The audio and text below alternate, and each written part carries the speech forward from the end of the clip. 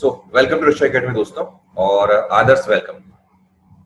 Thank you आज आदर्श सबसे बड़ी समस्या जो हम लोगों में चल रही है, हम डिस्कस कर रहे थे कि जो भी न्यूज़पेपर की एक कटिंग अगर आती है जिसमें ये लिख के आ जाता है कि जनवरी में पेपर होगा या 2020 में पेपर नहीं होगा, नेगेटिविटी बच्चों में फैलती है। दूसरी चीज ये देखा गया है बच्चों के बीच में कि एक सर्टेन जब तक डेट उनके सामने नहीं होती है तो उस डेट के बिना वो लोग आगे नहीं बढ़ पाते। तो हम इस टॉपिक पे बात करेंगे। तीसरी जो हमें डिस्कशन करना है, चूंकि तुम इंग्लिश मीडियम के हो और मैं हिंदी मीडियम हूँ, तो इंग्लिश मीडियम को लेके एक बहुत बड़ा मिथ है जो मुझे लगता है, और तुम उसको वेरीफाई करोगे if I am not right और रॉन्ग, कि इंग्लिश मीडियम के नोट्स नहीं है। पहला पॉइंट।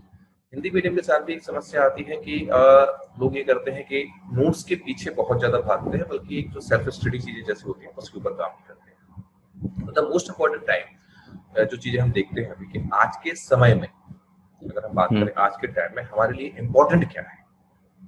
क्या हमारे लिए ये इम्पोर्टेंट है कि हम आयोग को देखें? क्या हमारे लिए ये इम्पोर्टेंट है कि हम अपनी पर्सनल लाइफ की प्रॉब्लम्स को देखें? या हमारे लिए ये इम्पोर्टेंट है कि हम एक बार पूरी तरीके से लग जाएं और अपनी तैयारी को बहुत अच्छे तरीके से एक आयाम दें? तो ये सब चीजें हैं जिनके ऊपर हम लोग डिस्कस करेंगे।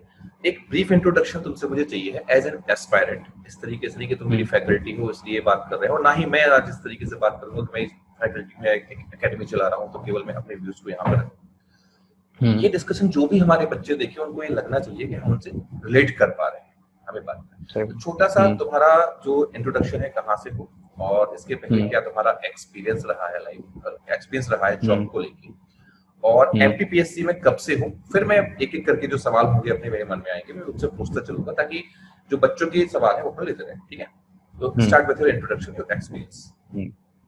मैं बेसिकली जबलपुर से बिलोंग करता हूँ, यहीं से मेरी स्कूलिंग हुई थी। फिर 10th-12th के बाद में मैं पहुंचा, इंदौर आया SGSITS कॉलेज से इंजीनियरिंग करने। तो इंजीनियरिंग हुई, फिर फाइनल ईयर में जब प्लेसमेंट की बारी आई तो प्लेसमेंट में मेरे यहाँ जॉब लगी थी आकाश इंस्टीट्यूट में एज अ मैथ्स फैकल्टी। तो अहमदाबाद में मैंने ज्वाइन किया था, तो 1.5 साल 2 साल मैंने वहाँ पे जॉब किया। फिर देन मैं क्विट करके अपना नवंबर 2018 में आ गया था इंदौर, ताकि मैं सोच के आया था कि फरवरी 2019 में PSC का आएगा। जिस हिसाब से अपन 5 साल देख रहे थे कि पेपर हर समय फरवरी में आ रहा था, तो वही सोच के मैं आया था यहाँ पे कि 3 महीने मेरे को सफिशिएंट रहेंगे कि अपन आके प्री अटेम्प्ट करेंगे यहाँ का। पर आया मैं सॉरी टू इंटरप्ट, अपना कोई ऐसा अचीवमेंट बताओ एज अ टीचर जो तुम्हें लगता है कि तुमने जब टीचिंग की थी उस जगह पे आकाश इंस्टीट्यूट में, क्योंकि आकाश इंस्टीट्यूट में टीचिंग करना भी अपने आप में वैल्यू लगता है, अपने आप में एक जगह है उस इंस्टीट्यूट की, अगर हम लोग देखें इस चीज को। तो एज अ टीचर तुम्हें क्या लगता है कि कोई अचीवमेंट रहा है तुम्हारा उस समय पे जो तुम बताना चाहो? हाँ बिल्कुल रहा, क्योंकि जब मैं पहुंचा तब जैसे ही मैं सेंटर पे पहुंचा था, नया ज्वाइनिंग था मैं, तो मेरे को चारों बैच दिए गए थे, मतलब 9th 10th 11th 12th दिया गया था। और ऐसा होता है कि जब भी नई फैकल्टी पहुंचती है वहां पे तो उसको क्रैश कोर्स दिया जाता है। जो क्रैश कोर्स के बच्चे रहते हैं जो हर मतलब 2 महीने बाद अटेम्प्ट करने वाले हैं पेपर, तो उनका बैच दिया जाता है। अब मैं एकदम एक्सपीरियंस तो था नहीं, तो मैंने वो लिया, तो उसमें जो पढ़ाया उनमें बच्चों का सिलेक्शन हुआ, तो वो सिलेक्शन अच्छा रेशो लगा। में अगर ऐसा रहा हो, सिलेक्शन रेशो में कोई रेशो बता सको तो किस तरीके से सिलेक्शन रहा है? सिलेक्शन में जैसे 25 बच्चे थे उसमें क्रैश कोर्स में, तो अराउंड 6 या 7 जो है वो अभी IIT में, बाकी सब अच्छे कॉलेजेस में पहुंच गए हैं। दैट ऐसा मींस था। के उस समय पे जब तुमने उनको पढ़ाया है तो उसका एक अचीवमेंट रहा। मैं ये क्यों पूछ रहा हूँ, क्योंकि जब हम लोग पढ़ाते हैं या कोई भी चीज करते हैं या खुद भी तैयारी करते हैं तो उसके पीछे एक स्ट्रेटेजी होती है। So coming to the next point, आज की हम बात करें अभी, फिर बाकी चीजों की बात करेंगे। आज तुम्हें क्या लगता है कि जब से आंदोलन हुआ है, मुझे लग रहा है कि नेगेटिविटी की जो सीमा है वो बहुत ज्यादा क्रॉस हो चुकी है, खासकर जब आंदोलन हुआ है। हालांकि इस आंदोलन के बारे में मैंने पहले ही क्लियर किया था लोगों के साथ में कि जब तक आप आरक्षण के ऊपर बात नहीं करोगे तब तक इस आंदोलन का कोई ऐसा बड़ा मतलब निकलेगा, हाँ निकलेगा, लेकिन वो वही चीज है, एक वैकेंसी आएगी फिर फंस जाएगी कोर्ट में। तो बेसिक पॉइंट अपना कुछ और होना चाहिए था, जो शायद हम लोगों ने मिस किया। इस कारण से आज भी हम ये सोच रहे हैं एमपीपीएससी में आगे बढ़ेंगे नहीं बढ़ेंगे, बट स्टिल जो भी है, आज की डेट में तुम एक एस्पायरेंट हो, तुम खुद मेंस लिखने वाले हो, संभावित है मेरे अकॉर्डिंग लिख रहे हो, अगर कुछ ऊपर नीचे होता है तो हम लोग बाद में देखेंगे उस चीज को। बट ये जो कोरोना का टाइम निकला, इस टाइम में तुमने क्या किया है और क्या एक अपना माइंडसेट बना के रखा है, तुम्हारा टाइम टेबल क्या है, किस तरीके से तुम चीजें करते हो, उसके बारे में बताओ। बेसिकली अगर देखें तो जितना मैंने कोरोना के टाइम पे यहाँ पे सेल्फ स्टडी खुद से करी है अकेले रह के, उतना मैं बोल सकता हूँ कि मैंने पूरे 1 साल में नहीं करी थी, जो मैंने यहाँ पे यूटिलाइज किया इस टाइम का पीरियड। क्योंकि तब मैं जब नया नया आया था तो मेरे को कुछ पता नहीं था इस एग्जाम के बारे में। तो आते ही साथ मेरे को लगा कि 3 महीने बाद पेपर है, तो जितना जल्दी हो सके अपन ग्रैब कर लो, जो जो मिल रहा है अपन पढ़ते जाओ। उस हिसाब से एक प्लानिंग नहीं थी मेरी। तो जैसे बोला जाता है कि एनसीईआरटी वगैरह पढ़ना चाहिए बेसिक, तो वो ये जो पीरियड था उसमें मैंने पूरी अपनी बेसिक अंडरस्टैंडिंग पे वर्क किया। मैं आपको बताऊंगा कि मैं लक्ष्मीकांत पहले पढ़ चुका हूँ, एनसीईआरटी मैंने अभी पढ़ी है। तो ऐसे वर्क किया मैंने, तो यहाँ पे ये मेरा एक तरह से ग्रोइंग फेज था जिसमें मैंने अपना बेस बिल्ड किया इस टाइम को यूटिलाइज करके। और रही बात डीमोटिवेशन की, मैं खुद मान रहा हूँ कि मैं जब 2019 में फेब्रवरी का एम कर रहा था कि वहां पे पेपर आएगा, और जो कि हुआ है 2020 के जनवरी में, 1 साल बाद। और तब ऐसा था कि इसके पहले आई वॉज वर्किंग, तो मतलब मेरी तो एक फिक्स सैलरी बन रही थी ना, तो मेरे को वहां से वो भी लग रहा था कि पैसा भी नहीं आ रहा अपने पास, तो और यहाँ क्या कर रहे हैं, ये तो शिफ्ट होता जा रहा है और ये कब आएगा ये उसका कुछ था नहीं। वो जैसे तैसे मैनेज किया, उसको वर्क करता गया उस पे। पर मैं एक मोटिवेशन फैक्टर ये था मेरे अंदर कि क्या अभी मैं रेडी हूँ, कि अगर कल के दिन पेपर आ जाए, सपोज अभी मैं बोल दूं कि नवंबर में पेपर आ जाए, तो क्या मैं रेडी हूँ खुद, इतना टाइम जो मिल गया है मेरे को। तो उसको अगर मैं सोचता हूँ कि सपोज मैं निबंध निकाल लेता हूँ कोई, जब भी मेरे को लो फील होता है कि यार पेपर क्यों नहीं आ रहा, डेट क्यों नहीं आ रही, तो मैं पेपर, पुराने पेपर का कोई भी एक ऐसे निकाल के उसको लिखने की कोशिश करता हूँ। और मुझे समझ में आ जाता है कि नहीं, अभी तुम रेडी नहीं हो इस चीज के लिए, कि मतलब अगर पेपर आ रहा है तो मैं रेडी नहीं हूँ कि यार मैं इसमें कुछ सिलेक्ट होके अच्छी रैंक मार दूंगा। तो फिर वो मेरे को ड्राइव करता है कि यार अपने आप को पहले इतना कर तो लो। तो जो ये जो टाइम मिल रहा है, भले ही खिसक रहा है, ये हो रहा है, डिमोटिवेशन हो रहा है, पर इसका अगर यूटिलाइज करोगे तो बेटर मैं खुद ही हो रहा हूँ उसका यूज करके। तो कितने बेटर हुए इस टाइम में? हाँ, अरे तो ये अब सवाल मैं मैं, एक मिनट में रुकूंगा, ये सवाल मैं क्यों पूछ रहा हूँ, हाँ, क्योंकि तो बिल्कुल नए हो इस फील्ड में एक्चुअली कहा जाए। और जहां तक मैं तुमसे बात की है, वो पूरा कन्वर्सेशन तो हम यहाँ पे लेके नहीं आएंगे, क्योंकि हमें एक पॉइंट टू पॉइंट ही बात करनी है। तुम्हें इस फील्ड के बारे में अगर मैं कहूँ तो जीरो नॉलेज था। यहाँ तक ये नहीं बिल्कुल पता था कि डीसी कैसे बनते हैं, क्या चीजें होती हैं। देन बिल्कुल सर्टेन बिल्कुल। कुछ कांटेक्ट की वजह से, कुछ चीजों की वजह से तुमने इस चीज को जाना, और पिछले 1 साल में जो मैं तुम्हें जितना जानता हूँ, जिस तरीके से तुमने पकड़ किया, तुम अपने आप को एक इम्प्रूवमेंट लेवल पे लेके आए। अब समस्या बिल्कुल। यहाँ पे है कि आज का एक नया बच्चा है हम्म जो पहली बार ही मेंस लिख रहा है। हम्म कई ऐसे बच्चे हैं जो पहले भी मेंस लिख चुके हैं, तो उनको तो एक सीरियसनेस है, उनको पता है कि सीरियसनेस से चीजें वो कर रहे हैं, आइडिया। बट जो नया बच्चा अपना आता है, वो बच्चा हम्म अभी इस बात पे पीछे भाग रहा है कि टाइम निकल रहा है, एग्जाम नहीं आया है, और वो हम्म बस उस एग्जाम डेट के पीछे भाग के अपना क्या है, टाइम वेस्ट कर रहा है। तो तुमने जो अपना ये यूटिलाइजेशन किया, तो आज की डेट में अगर मैं 2019 के सिलेबस को लेकर तुमसे पूछूं, how much you hmm are ready, how much do you think that you are ready right now, that if exam comes within 15 days or within 20 days or hmm within 45 days, would you be able to cross hmm it? Yes. अब मेरे को ये लगता है कि जो मैंने ये अभी 4 महीने में जो वर्क किया है अपने आप पे, तब मेरे को लग रहा है कि मैं अपने आप में, कि अगर मेरे को 40-45 दिन मिलेंगे तो I am ready to attempt it confidently. And what was the अब process to, निकलना। एक हाँ। प्रोसेस क्या थी इसकी पूरी, जो तुमने ये चीज की है? जैसे हमारा सर्टेन टाइम टेबल होगा, एक सर्टेन हम्म प्रोसेस होगी, क्योंकि तुम पिछले 3 महीने की बात कर रहे हो या 4 महीने की बात कर रहे हो, जब से हम्म मैंने देखा है कि तुमने इंप्रूवमेंट जो चीजें तुमने सीखी हैं और जो भी की है। हम्म व्हाट वाज द प्रोसेस जो तुमने फॉलो किया? क्योंकि स्टिल बच्चे अभी प्रोसेस के ऊपर काम नहीं कर रहे, बच्चे ये देखते हैं कि आई एम श्योर दैट अगर भगवान ने चाहा तो हम एक बहुत अच्छे रिजल्ट के बाद में एक बहुत अच्छा इंटरव्यू तुम्हारे साथ कर रहे होंगे, ऑप्टिमिस्टिक रह सकते हैं इस चीज के बारे में। बट बिल्कुल। अगर आज तुम ये बोल रहे हो कि तुम तैयार हो, तो क्योंकि सबसे बड़ा सवाल हम्म होता है कि एक पहला पॉइंट तुमने मुझसे बोला कि सर एक चीज है कि क्या मैं तैयार हूं? पहला हम्म क्वेश्चन, अगर ये मैं तैयार हूं, हम्म ये क्वेश्चन अब बच्चा अपने आप से पूछते, तो शायद उसे अपनी औकात वर्ड यूज करना सही नहीं रहेगा, लेकिन अपनी सतह जो है, कितने बिल्कुल। पानी में है वो बच्चा उसे पता चल जाएगा, जो क्वेश्चन वो पूछना बंद कर देता है अपने आप से। तो पहली हाँ चीज, हाँ। जो भी लोग इस वीडियो को देख रहे हैं, इस पॉइंट को याद रखना जो आदर्श ने कहा है, कि अगर आप डिमोटिवेट हो रहे हो, तो पहले अपने आप से पूछो कि क्या आप तैयार हो। क्या आपने वो चीजें कर ली है? अब वो तैयारी क्या होती है वो आदर्श आपको बताएगा। आदर्श क्या किया तुम्हारा रूटीन क्या है तुम्हारा, ये बताओ जरा। हम्म। अब जैसे मैंने 3 महीने के जो बता रहा हूँ उस पे मैंने फोकस किया कि अगर अपन खुद ही देखें, अगर हिस्ट्री का पोर्शन उठाते हैं तो जिसमें अपन को एंशियंट, मेडाइवल, मॉडर्न, वर्ल्ड और एमपी इतना पढ़ना है।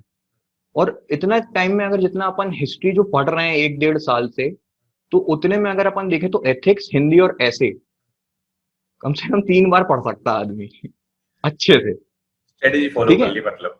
हाँ।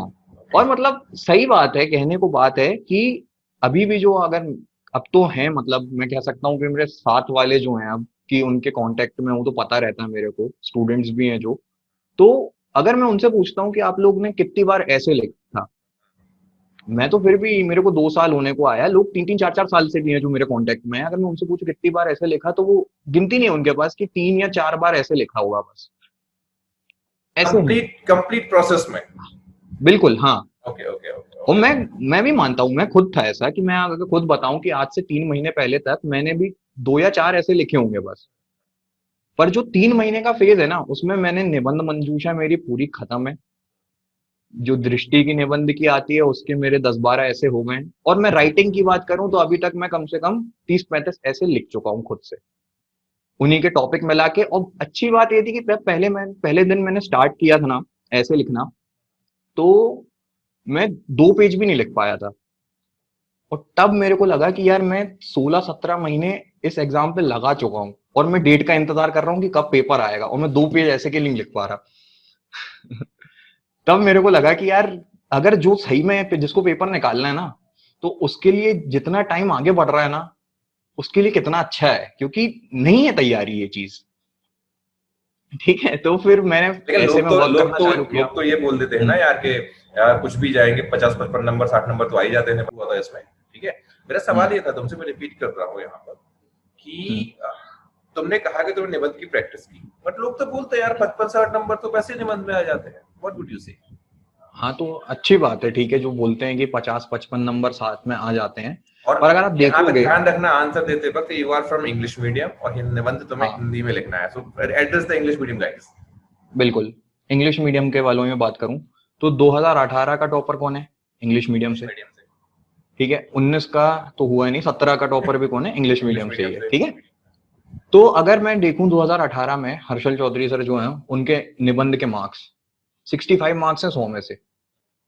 इंग्लिश मीडियम में 65 मार्क्स 100 में से। अब जो बोल रहा है ना 50 55 आ जाते हैं, तो ठीक है, आपने पूरे 5 पेपर में कर लिया।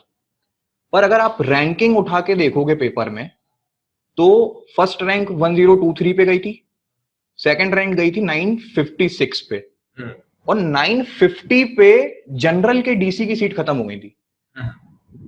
तो अगर जिसका कहना है कि अगर मेरे को डीसी बनना है, वो बोल रहा है कि 50 55 नंबर ले आएगा, तो उसके लिए 1 2 नंबर भी बहुत कीमती है। तो यहां खेल आएगा ऐसे का, मेरे हिसाब से। क्योंकि देखो, हिस्ट्री ज्योग्राफी में सबको मिल जाएगा, जितना आता है आप लोग कर ले जाओगे। पर ऐसे के जो बोल रहा है ना 50 55 और 65 और 60, तो ये जो आएगा ना 5 नंबर का खेल, वो आपको सीट दिलाएगा। अब 8 सीटें हैं जनरल की। अगर डिप्टी कलेक्टर बनना है, 8 सीटें हैं, उसमें आप बोल रहे हो कि 5 नंबर 50 नंबर हम कर ले जाएंगे, ये सेंसेबल नहीं लगता है इसके लिए। क्योंकि सेंसिबल एक एक नहीं नंबर का लगता है। खेल है। एक ही अगर नंबर अपन, खेल है। चलो ये तो मेंस की बात हो गई, प्री की ही बात कर लें अगर, तो अगर कट ऑफ 67 जाता है, तो 66 वाले को कितना खराब लगेगा वो आप खुद ही समझ सकते हो, कि यहाँ 1 नंबर की वैल्यू जो बोल रहे हैं। तो ये चीज मैटर करती है, जो कि लोग बहुत लाइटली ले लेते हैं इस चीज को। हाँ, लोग लाइटली ले रहे हैं इस चीज को, एक यही चीज है कि लोग हम्म। लाइटली ले रहे हैं। सो अदर्स, मैंने तुमसे पूछा कि तुमने 3 महीने में जो है तैयारी की, क्योंकि अभी भी बच्चों के पास में लगभग मुझे लगता है 2 से 3 महीने का टाइम है। हम्म।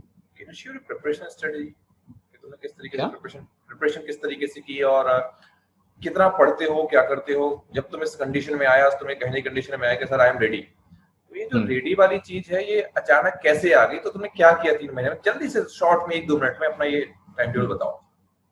जैसे मैं अपनी बात करूं तो 1 डेढ़ साल में प्री के पहले तक, जब तक प्री की बात करें, तब तक मैंने भी मजे मारे। ठीक है, जितना नॉर्मली आदमी पढ़ता है उतना ही पढ़ा। ठीक है। प्री के बाद में जैसे ही खत्म हुआ तब मैंने फोकस किया कि मैं सिलेबस का एक एक पॉइंट कवर करूं अपना।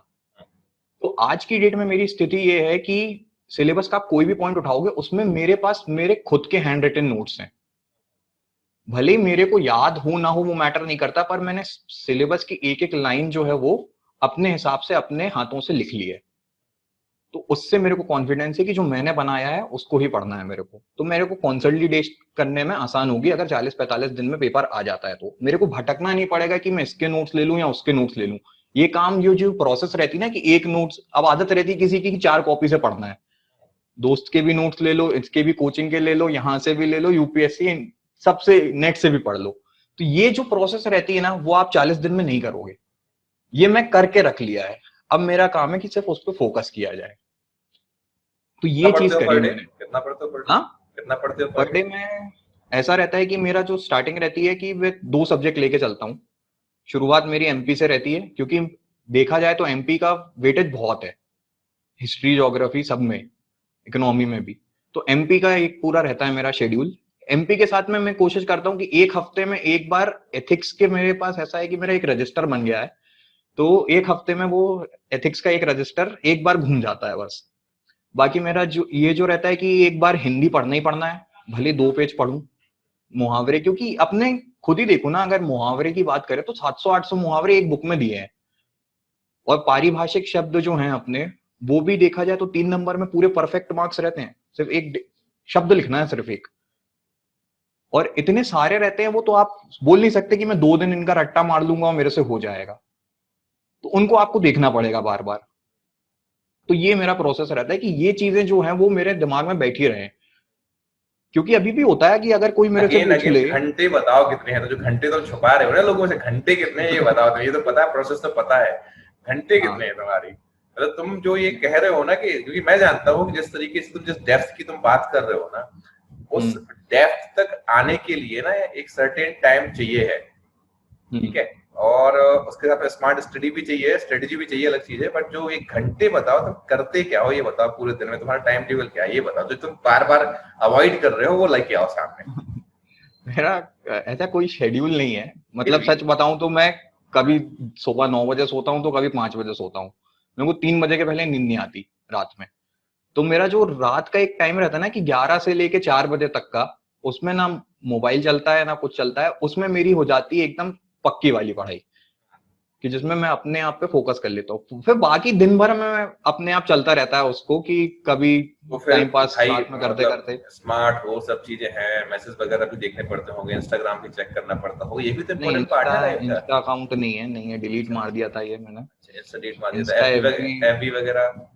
अकाउंट डिलीट मार दिया मैंने, मतलब मैंने करके देखा था डीएक्टिवेट वाली, वो बहुत अच्छी चीज होती है।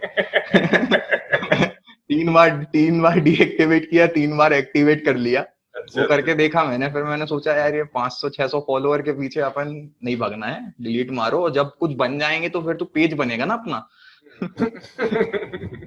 अब क्यों करना है ये।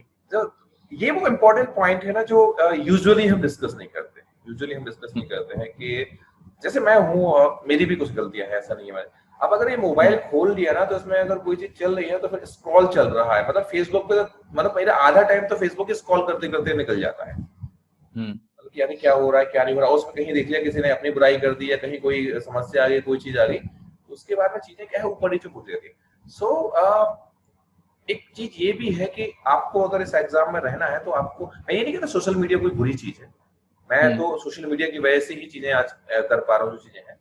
बट हम्म। हाँ, जो एक एक्स्ट्रा टाइम बच्चों का जा रहा है, तो फर्स्ट की पॉइंट जो बच्चों को नोटिस करना चाहिए कि आप पहली बात तो स्ट्रेटेजी में पढ़ो, जो आदर्श ने भी बताया है। दूसरी हम्म। बात यह है कि आप अपना एक सर्टेन टाइम फिक्स करो, जिस टाइम पे हम्म। आपको इस मोबाइल नाम की चिड़िया से दूर रहना है, वो आपका दिन हो या रात हो, आप उससे दूर रहो। और अगर बिल्कुल। फिर आप छोटे छोटे पॉइंट्स को जो लोग मिस कर रहे हैं उनको अगर आप कवर अप करते हो, अगर आज से भी कोई बच्चा, आप में से जो लोग वीडियो को देख रहे हैं, वो करने की कोशिश करें कि आर यू रेडी, अगर ये सवाल हम्म। अपने आप से पूछे, तो आई थिंक आपका डिमोटिवेशन तो भाग जाएगी, या फिर आप महा डिमोटिवेट हो जाओगे फिर कि अब ना हो पाएगा। बिल्कुल। हाँ। दो में से एक चीज होगी कि अब ना हो पाएगा, है ना। अगर ये नहीं होगा तो एटलीस्ट आप आज जहां हो, आप कल उससे बेटर कंडीशन में निकल के वापस आओगे, ये चीज बिल्कुल बिल्कुल। फॉर श्योर करना है। चलते हैं हम्म। नेक्स्ट बात के ऊपर के, लोगों के मन में एक चीज रहती है यार कि नोट्स यहाँ से वहां से कहाँ से, दुनियादारी से, इसके नोट्स अच्छे उसके नोट्स अच्छे, ठीक है। और लोगों के अंदर एक चीज होती है कि लोग अपनी चीजों को इम्प्रूव नहीं करना चाहते हैं सेल्फ तरीके से। दे वांट मी और यू और somebody else to guide them, कि किसी और कोई आके, तीसरा व्यक्ति आके बोल दे कि तुम्हें ये चीज करना है, देन वो चीज सही है। तो ये जो प्रोसेस होती है, मुझे लगता है ये जो प्रोसेस होती है, ये बहुत गलत प्रोसेस होती है। जैसे मैं अब थोड़ा सा अपने बारे में बताऊंगा, तो जैसे तुम नए आए थे प्राइवेट फील्ड से, वैसे मैं नया आया था, कहानी तुम्हें पूरी पता है मेरी, राइट। तो यहाँ पे मैंने ये चीज देखी कि मैंने लोगों को सुना, कि एग्जाम ऐसे निकालते हैं, ये चीजें ऐसे करते हैं, ये चीजें। पर सर कोई ये मुझसे ये कह सकता है वीडियो देखने के बाद में कि सर आपका खुद का नहीं निकला, या चीजें हैं 10 चीजें नेगेटिव पॉइंट बोल सकते हैं। लेकिन मेरे पास ऐसे 50 लोग हैं जो मुझसे ये बोल चुके हैं ऑनलाइन आके कि सर 45 दिन हमने सिर्फ आपकी स्ट्रेटेजी को फॉलो किया प्रीलिम्स में, हम सब 75 के ऊपर बैठे हुए हैं। देयर मोर देन 50 पीपल, और तुम उनको जानते भी हो कई लोगों को जिन्होंने ओपनली आके चीज बोली है। सो वो जो कंडीशन आती है ना, कि जब हम ये चीज सोचें कि हम जो काम कर रहे हैं वो काम वाकई वर्थ करता है, उसके लिए इंपॉर्टेंट होता है कि हम क्रॉस चेक करें। बिल्कुल। क्रॉस चेक से मतलब क्या है, अगर आप कोई निबंध पढ़ रहे हो, या सॉरी कोई आप नोट्स पढ़ रहे हो, तो क्या वो नोट्स पढ़ के आपका आंसर फ्रेम हो रहा है? और इसको लिए आपको कोई रॉकेट साइंस नहीं है यार, कि आपको किसी के पास में जाना है और पूछना है कि आपको, सीधी बात है यार, तुमसे आंसर बन रहा होगा तो बन रहा होगा, तो तुम्हें पता चल जाएगा तुमने सही लिखा है नहीं लिखा है। तो ये जो चीज होती है, हाउ यू कैन से कि एक बच्चा फाइट कैसे करे इस चीज से, जो नया बच्चा है खासा कैसे फाइट, क्योंकि तुमने फाइट किया होगा इस चीज को लेकर, तुम्हारे मन में भी क्वेश्चन मार्क्स आए होंगे, तुमने कैसे फाइट की इस चीज? सबसे पहले नोट्स के बारे में बात करें अगर, तो जैसे मेरी स्टार्टिंग का फेज था, तो मार्केट में अपन जैसे भंवर कुआं एंटर करते हैं ना, तो वहां से सुनाई देना लगता है कि इंग्लिश मीडियम का एक कंटेंट नहीं है, हिंदी मीडियम की सारी कोचिंग है और इंग्लिश मीडियम का कंटेंट नहीं है। ये सबसे बड़ा मिथ है, ठीक है। अगर बात करी जाए कि सिलेबस उठाओगे आप, तो यहाँ अगर दिल्ली जाओगे ना, तो वहां बोला जाएगा कि हिंदी मीडियम का कंटेंट नहीं है, और जबकि सिलेबस सेम है लगभग। अगर आपको पढ़ना है तो आप यूपीएससी का उठा लो ना, पढ़ लो वहां से, पूरा इंग्लिश मीडियम दिया हुआ है। पर बात यहाँ पे, यहाँ पे बात ये है कि जनता हो गई है कि उनको चाहिए बने बनाए नोट्स, कि आप ये दे दो, मैं ये पढ़ लूं और इससे मेरा हो जाए। मेहनत नहीं करना चाह रहा कोई कि खुद से बनाए। अब जैसे मैं एग्जांपल देता हूं आपको कि वुमेन कंडीशन, वुमेन की कंडीशन, अगर महिलाओं की कंडीशन के बारे में बात करें, तो नोट्स अगर लोगे तो आपको मातृ मृत्यु दर, reference particular to in MP और इन कंट्री, इस तरीके से बताओ कि अपने देश में अगर महिलाओं की स्थिति के ऊपर कोई प्रश्न आ जाए, देश में या मध्य प्रदेश में, तो कैसे उसको तुम समझ सकते हो नोट्स में कैसे? बिल्कुल, कि अगर महिलाओं की कंडीशन पे ही आता है, तो हर नोट्स में आपको मिल जाएगा कि एमएमआर कितना परसेंट है, ठीक है। आपको परसेंटेज ऑफ एमएमआर को हिंदी में बता दो, मातृत्व मृत्यु दर। मातृ मृत्यु दर, हाँ। तो माल न्यूट्रिशन कितने परसेंट है एमपी में, कितने परसेंट महिलाएं जो हैं वो एनीमिया से ग्रस्त हैं, इनको एनीमिया है, ठीक है। ये सारी चीजें आपको मिल जाएंगी। पर अगर आप खुद से थोड़ा और करोगे ना, तो आपको नई नई चीजें पता चलेंगी। जैसे मैं बता सकता हूं कि सबको पता है 65% लिटरेसी रेट है वुमेन का, ठीक है। पर 17% उनमें से ऐसी वुमेन है जो इकोनॉमी में कंट्रीब्यूट कर रही है, फाइनेंशियली इंडिपेंडेंट है, मतलब कमा रही हैं वो। तो बाकी की 48% क्या कर रही हैं? वो वही है, उन्हीं को एनीमिया हो रहा है, उन्हीं को माल न्यूट्रिशन हो रहा है, उन्हीं के अगेंस्ट डोमेस्टिक वायलेंस हो रहा है। तो और अगर ये चीज देखना है ना, इंडिया में 17% वुमेन है, बांग्लादेश में 65% है वुमेन का कंट्रीब्यूशन लेबर फोर्स में, चाइना में 90% है। तो ये सारी चीजें आपको खुद सर्च करने पे आएंगी। आप एक किताब पढ़ के बस आप उतने ही ज्ञान जो है ना वो सीमित हो जाएगा आपका। मैं ये नहीं बोल रहा कि आपका होगा नहीं कुछ, पर अगर आपको एडमिनिस्ट्रेशन में आना है तो चीजें समझनी पड़ेंगी इसके लिए कि हो क्या रहा है। और अब यहां से बात आती है फाइनेंशियली इंडिपेंडेंट होने की, कि अगर वुमेन फाइनेंशियली इंडिपेंडेंट है तो वो क्या कर सकती है। एग्जांपल, अगर ने मूवी देखी थी थप्पड़, थप्पड़ मूवी देखी थी, अच्छी थी, हाँ अच्छी थी। अब सुनो यहाँ पे कि वो होता क्या है, आदमी ने मार दिया, वो चली गई घर और डाइवोर्स दे दिया कि केस करेंगे, डाइवोर्स लड़ना है, मैं नहीं करूंगी। फिर मूवी का प्लॉट बताता है ये चीज कि वो जो लड़की थी वो इतनी पढ़ी लिखी थी, उतनी कैपेबल थी कि उसने अपनी जॉब छोड़ के अपना करियर साइड रख के इससे शादी करी। तो आज वो सोच पा रही है कि मैं इसको डाइवोर्स दे दूंगी।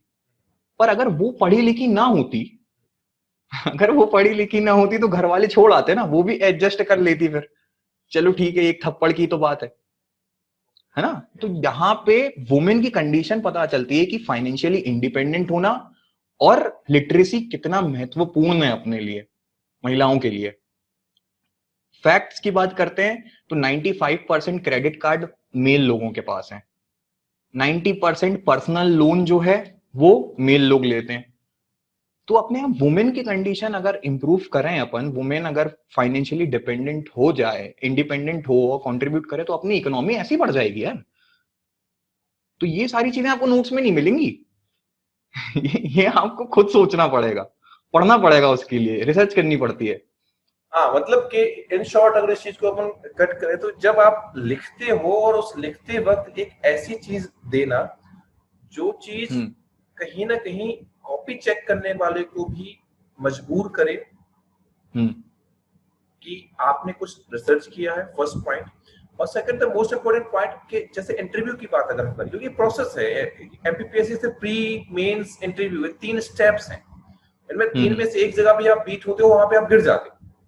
यहाँ हो सकता है आप एमपी में किसी के नोट्स उठा के आप तैयार कर लो अपने आप को, बट अगर जैसा सेम ह्यूमन कंडीशन के ऊपर एक इंटरव्यू सवाल पूछा गया कि आप क्या दशा है, क्या समस्या है, और वहां पे आप वही चीजें अगर लेके बोलते हो जो चीजें किताबों में लिखी हुई है, तो इंटरव्यू में भी एक अलग असर जाएगा। और इसी चीज को अगर आप यहाँ पर सही तरीके से, जो मैं बात करूं जिस तरीके तुमने इसको एक्सप्लेन किया है, अगर ऐसे करते हो तो फिर वो अलग इंप्रेशन जाएगा। तो एक प्रोसेस है, तुमने जो इस प्रोसेस में अपना टाइम दिया है, उस प्रोसेस से तुम आज कैपेबल हो गए हो कि अगर तुमसे कोई वुमेन कंडीशन के ऊपर सवाल तो तुम एक अपना मौलिक विचार दे पाओगे, which will affect कि आपके नंबर कितने के आ रहे हैं, चीजें क्या हो रही हैं। इस चीज के ऊपर अगर मैं कहूं, अगर सही तरीके से इसको अगर हम देखें तो, राइट। सो ये पॉइंट क्लियर हुआ अपना कि अगर सेल्फ स्टडी हम कर रहे हैं तो सेल्फ स्टडी ऑब्वियसली हमें विंग्स देती है, जैसे red bull gives the wings, वैसे सेल्फ स्टडी में विंग्स देती है। नेक्स्ट पॉइंट पे अगेन हम बात यहाँ पर करते हैं, जो एक समस्या सबसे ज्यादा होती है, आंसर राइटिंग। टॉपिक पे चलते हैं, आंसर राइटिंग पे बात करते हैं। आंसर राइटिंग को लेके एक मिथ है जो मुझे लगता है कि एक, जैसे तुम देखोगे ट्रेन देखोगे, तुम कॉपी चेक करते हो, टॉप 100 वाला बैच उसमें कॉपी चेक करते हो, अगर वहां पे कॉपी आ रही है तो अगर 3 नंबर में 3 पॉइंट लिख रहे हैं तो तुम 90% बच्चों की कॉपी देखोगे 3 पॉइंट ही लिखेंगे, 3 पॉइंट ही लिखेंगे। हाँ, क्या वो 3 पॉइंट इनफ है? सही बात। क्या हम यहाँ पे बात आती है कि लोग जो है ना, वो सिर्फ इतना ही देखते हैं कि यार 3 पॉइंट है, 3 डायमेंशन लिखना है, तो बस वहीं रुक जाएंगे। तो यहाँ पे आप वो भी चीज सोचो ना कि अगर आप अपने फ्रेमवर्क पे काम कर रहे हो, कंटेंट पे काम कर रहे हो, तो आपके पास में 3 मार्कर जो है अपने आप कंटेंट बना मिलेगा आपको। आपको स्टेटमेंट फॉर्म करने की जरूरत नहीं है, जरूरी नहीं है 3 पॉइंट ही लिखने हैं, आप 6 लिख दो अगर आप वो वर्ड लिमिट के अंदर लिख पा रहे हो तो। सपोज फोर्स की बात करते हैं, सपोज फोर्स आता 3 मार्क में, मैंने क्वेश्चन चेक किया था, फोर्स में लिखा था कि force is a product of mass into acceleration, एक जन ने ये लिखा, ठीक है। फिर दूसरा जन आया, उसने भी कुछ ऐसे ही लिखा कि force can move a object from rest to motion, ऐसा लिख दिया। और हम कह सकते हैं force is an external power which can change the position of any object. हाँ, तभी कर सकते हैं। हाँ, ये आपका 3 मार्कर है, ठीक है। और मैंने उनको क्या बताया, आप लिखो फोर्स इक्वल टू डाल के आप लिखो मास इनटू एक्सेलरेशन, फिर नीचे आओ एक कॉलम में क्वांटिटी, तो उसमें लिख दो वेक्टर क्वांटिटी, यूनिट में आप लिख दो न्यूटन क्या होता है, न्यूटन पर मीटर पर सेकंड स्क्वायर उसकी। तो ऐसे 4 पॉइंट हो गए ना, और शब्द कितने हुए, 10 शब्द के अंदर आपने दे दिया। अगर एक लाइन में आपसे इतना ही बता रहे हो कि मास इनटू एक्सेलरेशन, और कोई दूसरा आके 4 लाइन में उसको 4 चीजें बता के जा रहा है, तो नंबर किसको ज्यादा मिलेंगे? ऑब्वियसली ज्यादा कंटेंट देगा। बिल्कुल। तो यहाँ पे हमें अपना एक तरह से मोटिव ये रखना है कि जो कॉपी चेक कर रहा है ना, उसको इंप्रेस करना है कि हाँ हमें आता है। यहाँ पे आप आंसर जो लिख रहे हो ना, आपको सिर्फ इतना बताना है कि हमें आता है, और आप देखो, तो उस हिसाब से अपने आप ही हो जाएगा ये प्रैक्टिस करते करते, कि आपका दिमाग सेट हो जाएगा कि आपकी कॉपी में झलकेगी वो चीजें, कि आपके पॉइंट उभर के दिखेंगे कि हाँ ये हमने लिखा है अलग से।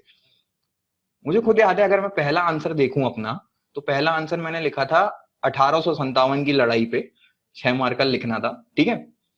तो पहला अपन ने लिखा कि 1857 का revolt was first war of independence.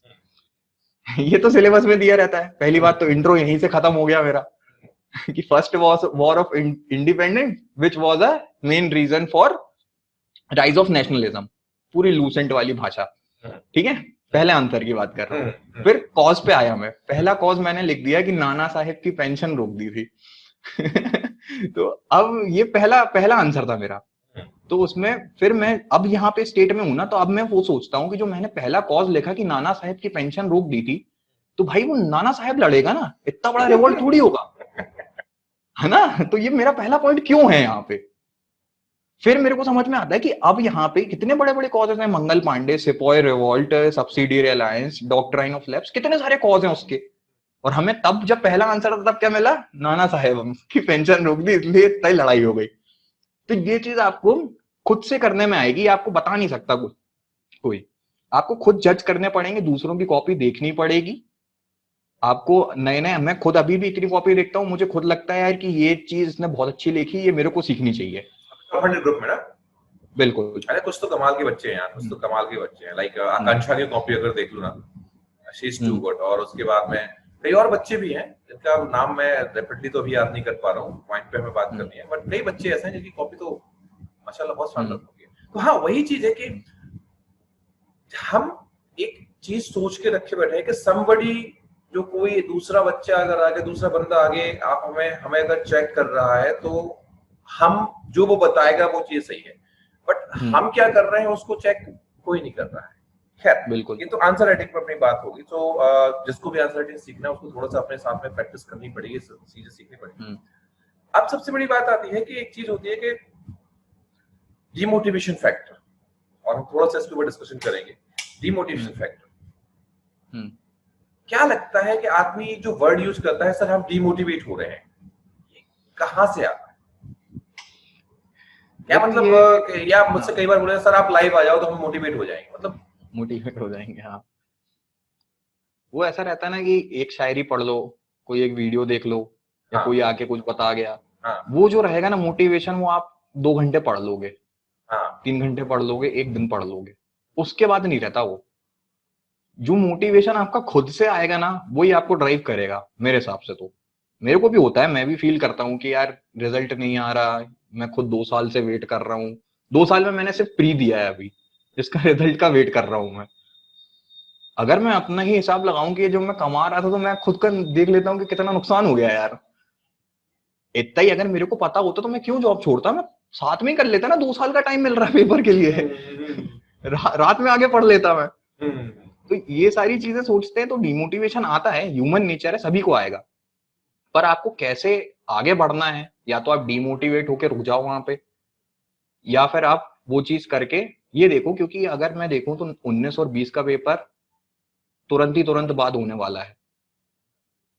अगर आप 19 का दोगे भी तो आपको अल्टीमेटली 20 तो देना ही देना है, क्योंकि दूसरे का रिजल्ट नहीं आएगा और आप दूसरा फ्रंटी में आप बैठ रहे हो आप। बिल्कुल, राइट। और मेन से लिख के आप ऐसा तो बता नहीं दोगे कि हाँ डिप्टी कलेक्टर मेरी है।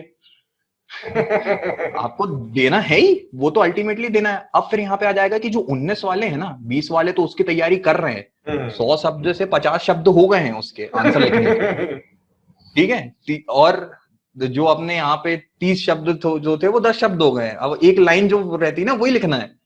तो अगर अपन देखें तो 19 वालों की हालत सबसे ज्यादा खराब है, कि जैसे ही पेपर देंगे उनको सिर्फ सीधे पूरा पैटर्न चेंज करके, और ऊपर से नया सिलेबस भी पढ़ना है थोड़ा, ये डायनेस्टी वगैरह ये सारी चीजें नहीं आएगी उसमें। जो जीआईएस जीपीएस है, ये सारी चीजें वो होता है, ये अलग दिया है। मेंस लिखने के बाद में बेचारों को मस्ती नहीं मारने दोगे, तो ऐसी बात कर रहे हो। तो जैसे यहाँ पे क्या होता है मैं बता रहा हूँ, तुम तो नए हो, कम लोगों से मिले हो। मतलब मेंस लिख दिया, मतलब हम कलेक्टर हो गए हैं, ठीक है, पता है। मतलब अगर मतलब मैं देखता था, कोचिंग में जाता था, जहाँ पे मैं कोचिंग का नाम लिखूं, वहां पे कुछ बच्चे थे। अब मेरी आदत जानते हो तुम, मुझे किस तरीके की मनमौजी वाला काम है, अपना जब चीजें अपने हिसाब से करनी है चीजें हैं। तो पहले भाई सब लोग बात करते थे, चीजें करते थे, पता चला 8-9 लोगों का प्री निकल गया। अपन को पता था पर बाहर है। तो प्री के पहले जब ये लोग बात करते थे तो उस टाइम पे मतलब बात करते थे, आनंद आओ बैठो हुए। अब प्री के बाद मतलब ऐसा हो गया, जहां मेंस लिखने की उनकी बारी आएगी, मतलब दे आर एक्सक्लूसिव।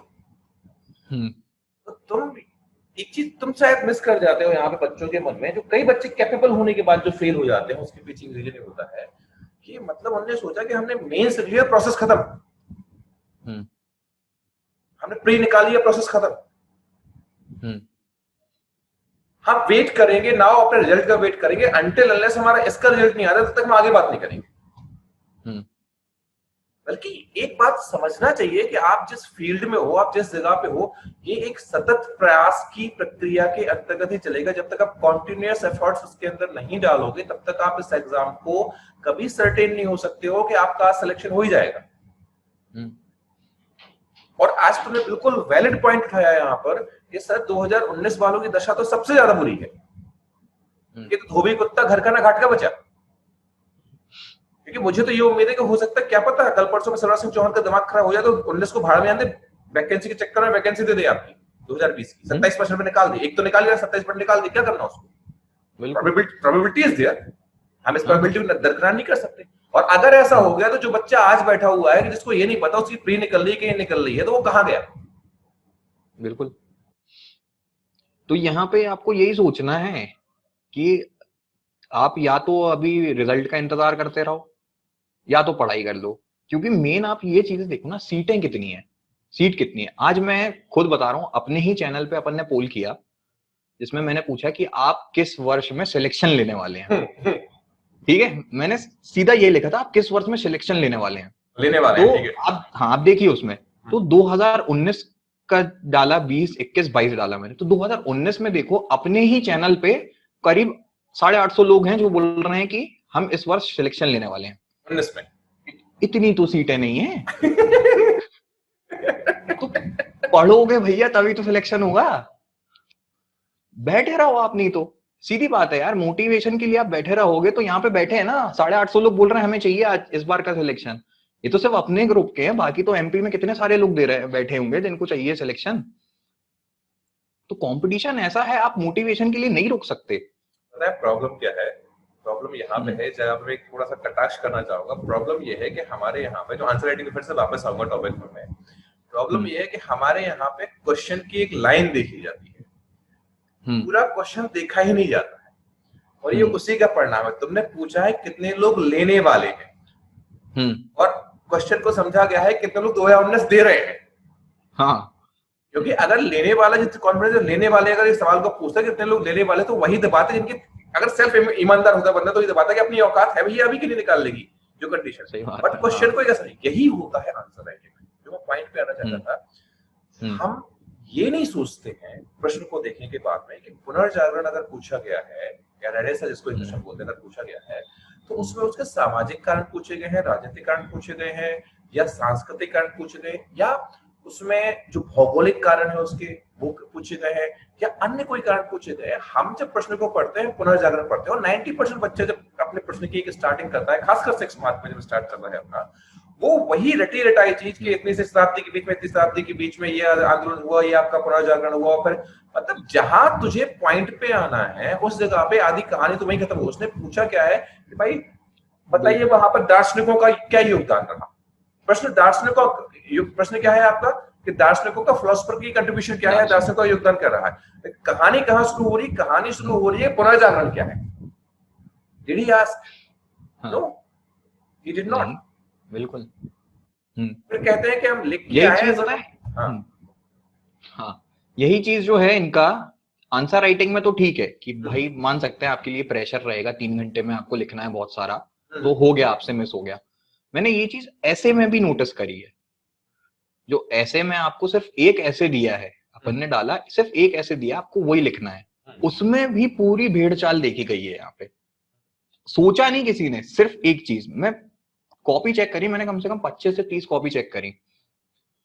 ऐसे था पर्यावरण और विकास। ठीक है, बहुत सिंपल था, पर्यावरण और विकास। अगर आप 2020 का सिलेबस देखोगे, हमसे नहीं बोला, बोलो। अगर आप 2020 का सिलेबस देखोगे तो एनवायरमेंट वाला पोर्शन है ना, तो उसमें पर्यावरण के 4 और पूछे हैं, physical environment, social, cultural, economic. तो अगर पर्यावरण और विकास पूछा है तो सबने ये लिखा, पर्यावरण का मतलब चारों ओर की जगह, हवा, पानी, जानवर, मिट्टी, अर्थ, बस। अगर आप पर्यावरण की बात कर रहे हो तो आपके चारों ओर आपका फिजिकल एनवायरमेंट होता है कि आप कहां से बिलोंग कर रहे हैं, आपके घर का इंफ्रास्ट्रक्चर कैसा है, आपके सिटी का इंफ्रास्ट्रक्चर कैसा है, ये फिजिकल एनवायरमेंट में आएगा। सोशल इन्वायरमेंट में आएगा कि आपके साथ वाले, आपके आसपास वाले कैसे हैं। अब कोई एक गांव का लड़का और कोई एक अपन बोल रहे हैं बैंगलोर के एकदम साइबर हब का लड़का, उनकी पर्सनालिटी में अलग अलग डिफरेंस होगा, तो उसका विकास उसके पर्यावरण से अलग होगा। यहाँ पे भी इकोनॉमिक इन्वायरमेंट की बात करें तो कोई गरीब व्यक्ति है, वो जीवन में जितना कर रहा है, और जो एकदम सपोज जियो वालों का लड़का है, तो वो कितना विकास कर रहा है, तो वो उसके एनवायरमेंट से होता है ना। तो आप यहाँ पे भी लिख सकते हो एनवायरमेंट का विकास, अगर आप अपने पर्यावरण का विकास, ये कोई ने नहीं सोचा, सबने वही ओजोन लेयर, मॉनिट्रियल प्रोटोकॉल, सब एक जैसा लिखा है। यही एक डिफरेंस होता है कि सीट इतनी कम होती हैं और जो सिलेक्शन होता है, आखिर ऐसा क्यों होता है कि आप अगर मतलब मजाक मजाक में हम लोग बहुत बड़ी बड़ी बातें यहाँ पे बता रहे हैं, मे भी कोई समझे ना समझे इस चीज को। तुमने एक चीज नोटिस की, पिछले साल के एग्जाम्स को तुम देखोगे, अगर 500 सीट है ना भाई, तो 250 सीटें तुम्हारा ऑलरेडी सिलेक्टेड बंदा उठा रहा है। बिल्कुल 500 सीटों में से लगभग 250 नहीं तो 200 सीटें तो ऑलरेडी सिलेक्टेड बंदा उठा ही रहा है, यानी 40% सीटें तो आपकी रिजर्व है उनके लिए जो ऑलरेडी कहीं ना कहीं कोई ना कोई पोस्ट ले चुके हैं। और यहाँ पे बच्चा जो फाइट कर रहा है, जो दिमाग लगा रहा है, फेसबुक कमेंट करके जा रहा है 27% मिलना चाहिए कि 14% मिलना चाहिए। बेटा 27-14 तो छोड़, जो तेरे और साथी सिलेक्ट हो चुके हैं पहले तुझे वही खाए जा रहे हैं। तो अपने आप को उससे ऊपर तो उठाओ, उससे ऊपर तो उठाओ। अब वो क्यों ऐसा कर पाते हैं? वो इसलिए कर पाते हैं क्योंकि वो एक की जान चुके हैं। सक्सेस की होती है, सक्सेस की होती है, उन्हें समझ में आ गया कि उन्हें कौन से पॉइंट्स पे पढ़ना है, कहां से नंबर मिलता है, कैसे क्या होता है। इसी तुम एक रेशो देखोगे सिलेक्शन में, जो एक बार मेंस लिख रहा है वो लगातार मेंस लिख रहा है, जो एक बार प्री क्रॉस कर रहा है वो लगातार प्री क्रॉस कर रहा है, जो एक बार इंटरव्यू दे रहा है वो लगातार इंटरव्यू दे रहा है, और जो एक बार सिलेक्ट हो रहा है वो लगातार सिलेक्ट हो रहा है।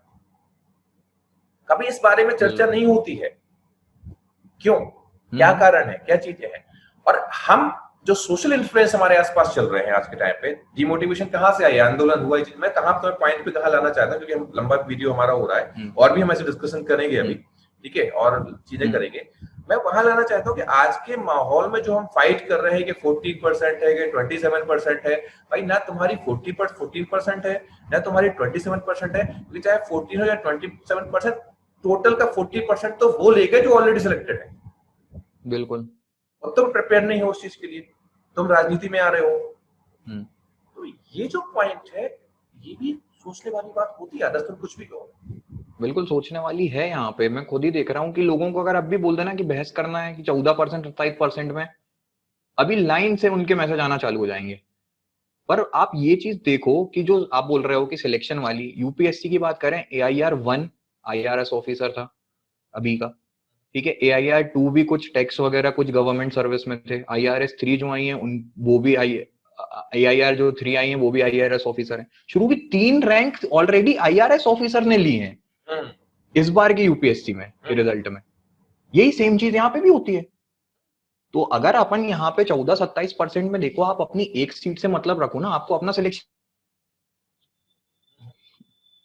हेलो आदर्श, दोबारा लास्ट लाइन दोबारा बोलना, कर दी थी आवाज। तो यहाँ पे अपना एक सीट से मतलब रखो ना, आपको अपनी सीट पे देखो, 14 पे आए तो भी आपको सिलेक्शन चाहिए, 27 पे आए तो भी आपको सिलेक्शन चाहिए, तो आप उस पे मेहनत करो ना। सही है आदर्श। तो आदर्श, मेरे हिसाब से हमारे पास कन्वर्सेशन करने के लिए बहुत सारी चीजें हैं। जैसे कन्वर्सेशन पार्ट 1 रखते हैं हम लोग, और अगले जो कुछ और मुद्दे होंगे जिन पर हम लोग चर्चा करेंगे, खासकर बच्चों के ऊपर, क्योंकि मुझे ऐसा लगता है ये जो हमने प्रोसेस स्टार्ट की है हम दोनों मिलकर, क्योंकि मैं भी फैकल्टी हूँ, तुम भी फैकल्टी हो, तो हम इंग्लिश मीडियम पूरा हैंडल कर रहे हो, मैं हिंदी मीडियम पूरा हैंडल कर रहा हूँ रक्षा अकेडमी के साथ में। तो यहाँ पर हम लोग एक चीज का ध्यान रखिए कि बच्चों के वो सवाल जो कोई एड्रेस नहीं कर रहा है, हमें वो सवाल एड्रेस करने हैं। तो नेक्स्ट जो अपनी चीजें होगी, हम लोग नेक्स्ट अभी और भी इसको कंटिन्यू करेंगे। मुझे लगता है कई चीजें अपनी टॉपिक रही है, और अगर और लंबा करेंगे तो बच्चे शायद और इस चीज को ना देखें इतना लंबा अगर वीडियो रहेगा चीजों को, क्योंकि लंबा वीडियो देख के लोग आगे नहीं बढ़ते हैं। तो और कुछ ऐसे सवाल जरूर अपन लेके आएंगे। जैसे आज हमने डिस्कशन किया कि आंसर राइटिंग चीजें कैसे होती हैं, इस बात पे हमने डिस्कशन कर लिया। एक माइंड ऑफ फ्रेम क्या होना चाहिए वो हमने पूरा कर दिया। हमने ये भी बात कर दी कि भाई नोट्स क्या चीजें हैं क्या नहीं। इन शॉर्ट हमने चीजें देख ली, और ये भी देख लिया कि इस टाइम पे जो हमें मोटिवेशन डिमोटिवेशन वाली बात होती है वो सब चीजें हमने लगभग अभी डिस्कस कर ली। स्टिल सीरियसली बहुत अच्छा लगा ये डिस्कशन करके। और एक चीज लगी कि हमने शायद विदाउट वो रटी रटाई वे में जाके एक क्लास पढ़ा रहे हैं, चीजें कर रहे हैं। मुझे नहीं पता कितने लोगों को ये चीज पसंद आएगी नहीं आएगी, I think as an aspirant हाँ मुझे लगता है कि ये डिस्कशन बहुत इंपॉर्टेंट है। मैंने तुमसे सीखा कि अगर जो तुमने महिलाओं वाली बात कही वो मैंने क्यों नहीं देखी। Being in this hmm field from last 2 year, more than 2 years, तुमसे पहले से मैं लगभग यहाँ से, तुमसे 1 साल पहले से मैं यहाँ से, ये पॉइंट मेरे दिमाग में क्यों नहीं आया। तो ये कन्वर्सेशन इंपॉर्टेंट है, हम्म ये कन्वर्सेशन इंपॉर्टेंट है। सो बेस्ट ऑफ लक, और आई होप दैट कि जो ये सीरीज हमारी चलेगी ये कई और सवालों को लेके भी आएगी। जो बिल्कुल भी लोग इस वीडियो को देखें, अगर उनके कुछ और सवाल है कमेंट्स में जरूर हम लोग को बताएं, हम लोग ये सवाल देंगे। और ये एक दिन में खत्म होने वाली चीज नहीं है आदर्श। अगर जैसा हमने सोचा था कि एक वीडियो बनाएंगे उसमें डिस्कशन करेंगे, बिल्कुल नहीं, हाँ तुम्हें लगता है कि खत्म हो सकती है इस एक दिन में? हम्म नहीं हो सकती, क्योंकि इतने सारे सवाल है ना कि वो अपन हो ही नहीं सकता है। अपन एक चीज से 4 सवाल निकलते हैं यहाँ पे। अगर मोटिवेशन की बात करें तो उसमें भी हर चीज आ जाती है। कोई बोलता है कि मेरे घर की कंडीशन अच्छी नहीं है, या हमें तो लाइब्रेरी में पढ़ने की आदत है। तो ऐसे खूब सारे पॉइंट निकलते हैं इन सब चीजों के लिए भी, हर पॉइंट से। हाँ, जैसे एक पॉइंट है, किसी किसी किसी तो आज मैं देखे सर मैं तो उस जगह बैठ के पढ़ सकता, लाइब्रेरी थी जो अपनी इंदौर में, हम्म वहां पे मतलब इस बात पे फाइट होती है, सर मैं उसी सीट पे बैठ के पढ़ सकता हूँ या पढ़ सकती हूँ, दूसरी पे मेरी पढ़ाई मन ही लगेगा, आप वही सीट दो हमें। हाँ एक्सक्यूज है आपके पास में हम्म इस चीज से हटके, बोले सर वहां पे मेरा माइंड फ्रेम हो गया, दिमाग सेट हो गया, बस ही मन लगता है। तो मतलब जिसके पास में लाइब्रेरी नहीं है, जो रिक्शे वाले का बेटा है या छोटी जगह पे है, तो मतलब ये सोचे कि नहीं मैं तो कुछ कर ही मतलब उससे कभी सड़क पे पढ़ना पड़ सकता है, कभी घर में बत्ती जगह पढ़ सकता है, कभी कहीं पढ़ सकता है। हम्म ये बहुत सारे ऐसे बहाने हैं जो हमें डिस्कस करना चाहिए। लास्ट में तुमसे एक हम्म चाहूंगा कि क्योंकि तुम्हें मैं पहली बार रूबरू करा रहा हूँ बच्चों के साथ में, और तुम भी अब आगे जाके लाइव सेशंस बच्चों के हम्म लोगे, और याद रखना आदर्श, मैंने कभी ये नहीं हम्म सोचा अपने इस 2 साल 3 साल के करियर में कि दुनिया क्या सोचेगी, हम्म फर्क नहीं पड़ता दुनिया क्या सोचेगी। अगर हम हम्म दोनों ये काम कर रहे हैं तो हम दोनों को पता है कि हम बच्चों को एड्रेस करने के लिए काम कर रहे हैं, हम ये करेंगे। हम्म, हम वो बिल्कुल सपोर्ट देंगे बच्चों को जो सपोर्ट उनके लिए बहुत मिस होता है। तो लास्ट में कंक्लूडिंग में तुम्हारा जो भी एक मैसेज हो, छोटा सा मैसेज दो, देन हम्म नेक्स्ट हम लोग डिसाइड करके और चर्चा करेंगे। हम्म बस यही कहना चाह रहा हूँ कि मैं जो खुद कर रहा हूँ कि ये सारी चीजें सबको आएंगी। डिमोटिवेशन, रिजल्ट, कोर्ट क्या होगा, आंदोलन और ये सारी चीजें, रिजर्वेशन का क्या होगा, हमें अपनी पढ़ाई नहीं छोड़नी है उसमें। हमें अपनी पढ़ाई नहीं छोड़नी है, क्योंकि अल्टीमेटली मैटर वो करेगा कि हमने कितना पढ़ा है और हमें कितना याद है। क्योंकि अभी भी आप सिर्फ इतना देखोगे कि अभी आपको अगर टेस्ट सीरीज भी देते हो तो 4 दिन 5 दिन मिलते हैं। आप एक तरह से ये सोचो कि आपको अगर 6 दिन में 6 पेपर लिखने, तो आप उस चीज के लिए रेडी हो क्या? नेक्स्ट नेक्स्ट तब तो नेक्स्ट वीडियो में आप डिस्कस करेंगे, बिल्कुल सही पॉइंट है, याद रखना, हाँ ये वाला पॉइंट जो याद रखना। बिल्कुल, 6 दिन में 6 पेपर लिखने हैं तो आप उस चीज के लिए रेडी हो कि अगर आप ज्योग्राफी की बात करो तो Indian geography, physical geography, disaster, soil, सब सारी चीजें आप रिटेन कर पाओगे उस टाइम पे। और अगर भगवान ने ना चाहा तो फिर भी अगर पहला पेपर खराब हो गया, मान लो, तो होता ही है क्या वो तो। आप उस प्रेशर के साथ में आप पॉलिटी और सोशल इश्यूज पढ़ पाओगे? तो इसके लिए आपको पहले से तैयार होना पड़ेगा। तो इसलिए अपनी पढ़ाई पे ज्यादा ध्यान दें, वो बेटर होगा हमारे लिए। क्योंकि पेपर आएगा, अभी नहीं तो कभी तो आएगा पेपर। अभी नहीं तो कभी तो आएगा। अ, हम्म मुझे नहीं पता इसका क्या रिस्पॉन्ड निकलने वाला है, बट हम्म बहुत खुश हूँ इस बात को जान के कि जिस तरीके से आज, क्योंकि मेरी भी तुम्हारी बात नहीं होती है ज्यादा, हम लोग भी हम्म काम में लगे रहते, चीजें करते हैं, एक प्राउड मुझे इस चीज का जरूर महसूस हो रहा है कि जिस बंदे को मैंने अपने साथ में लाके और अपनी टीम को एक जिम्मेवारी तुम्हें दी है, तो तुम्हारे आंसर ये प्रूफ करते हैं कि नहीं, वो जिम्मेवारी का एहसास तुम्हें है, और उस जिम्मेवारी में जो चीजें होनी चाहिए वो पूरी है। नेक्स्ट लाइव सेशन जो हम दोनों लेंगे साथ में, एक दूसरे के साथ में हम्म बैठ के, उसमें ये वाला पॉइंट जरूर रखना कि आखिर एग्जाम के दिन के लिए क्या आप तैयार हो या नहीं। अगर उस दिन कुछ हो गया हम्म, तो आप तैयार, या एग्जाम के 15 दिन पहले तबीयत खराब होगी तो फिर आप क्या करोगे, या आपकी बिल्कुल। पूरी 2 महीने की मेहनत खराब हो सकती है। ये पॉइंट्स, और हम्म कुछ और नए पॉइंट्स जो आप लोग बताना चाहें तो वो आप लोग जरूर हम्म बताएं। अभी के हम्म लिए इतना ही, thank you so much others, मजा आ गया। हाँ और thank you sir. I think जो हमने सोचा था उससे बेटर हुआ। हाँ हाँ बिल्कुल। और यही होता है प्लान करके जब कोई चीज करते हैं ना यार, मेरा एक्सपीरियंस है, प्लान करके जब कोई चीज करते हैं तो प्लानिंग कभी वो काम नहीं आती, क्योंकि जो नेचुरलिटी हम्म होती है ना वो हम्म कनेक्ट करती है चीजों को। ठीक है, हम्म सो चलते हैं, बस बिल्कुल। वेरी मच, क्या कह सकते हैं कि दिल को अच्छा लगने वाला, सुकून करने वाला, और हम लोग आगे करेंगे और ये कंटिन्यू हम रखेंगे कम से कम 1 हफ्ते तक। Then what we will do, कुछ और वीडियो निकाल के कुछ आंसर राइटिंग को लेके, फ्रेमिंग को लेके कुछ डिबेट करेंगे, चीजें करेंगे, और ऐसा कुछ ना कुछ हम लोग अपने वीडियोज में डालते रहेंगे। आई एम श्योर ये चीज एक्सेप्ट करने में लोगों को टाइम लगेगा, नई चीज हम लेके आ रहे हैं, बट एक बार जब लोग एक्सेप्ट कर जाएंगे देन नए बच्चे जो इसको देखेंगे उनको फायदा पहुंचेगा। तुम्हें क्या लगता है? बिल्कुल पहुंचेगा ये चीज, क्योंकि मेन स्ट्रीम में आके ये बात नहीं करता कोई। लोग गाइड कर देते हैं, पर आप उस कंडीशन में क्या फेस करने वाले हो जब आप पेपर लिख रहे हो, उसकी कोई बात नहीं करता। अल्टीमेटली आपके वो 3 घंटे मैटर करते हैं, आपने साल भर कितना पढ़ा वो मैटर नहीं करता। अपन उसी बारे में बात करेंगे। और इसी के साथ में इस वीडियो को एंड करते हैं। Thank you so much others, thank you for viewers. अगर आपको ये सेशन अच्छा लगा है तो जरूर हम लोगों को बताएं, और हम लोग इस सेशन को आप नहीं भी बताएंगे, बेशर्मों की तरह हम कंटिन्यू करेंगे, और आई एम श्योर जो लोग इस चीज की वैल्यू समझते होंगे उनको कहीं ना कहीं इससे हेल्प। ओके, चलो others, thank you, good bye, take care, bye bye.